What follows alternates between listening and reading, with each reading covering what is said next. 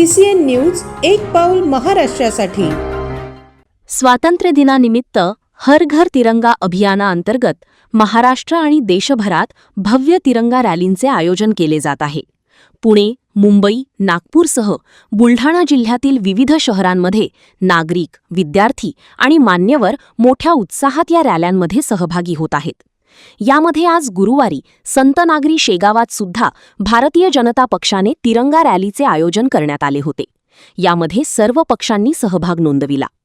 स्वातंत्र्याच्या अमृत महोत्सवानिमित्त गुरुवारी स्वातंत्र्य दिनाच्या पर्वावर घरोघरी तिरंगा अभियानाचे औचित्य साधून शेगावात भारतीय जनता पक्षासह सर्व पक्षांचे पदाधिकारी व कार्यकर्त्यांनी तिरंगा रॅली काढली। आतिषबाजी आणि डीजेवर वाजणारे देशभक्तीपर गीत सोबत वंदे मातरम, भारत माता की जय असा जयघोष करत निघालेल्या या तिरंगा रॅलीने वातावरण देशभक्तिमय केले होते। देशभक्तीपर जयघोषात ही रॅली लहुजी वस्ताद चौकातून तिरंगा ध्वज हातात घेऊन निघाली।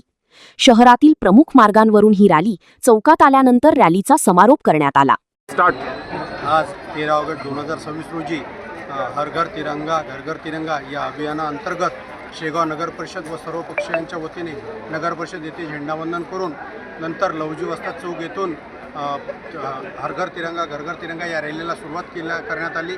त्यात सर्व शाळा, शहरातील प्रतिष्ठित नागरिक, सर्व नगरसेवक, नगरसेविका, सर्व पक्षाचे पदाधिकारी यात उपस्थित होते आणि हा उपक्रम इथं संपन्न झाला।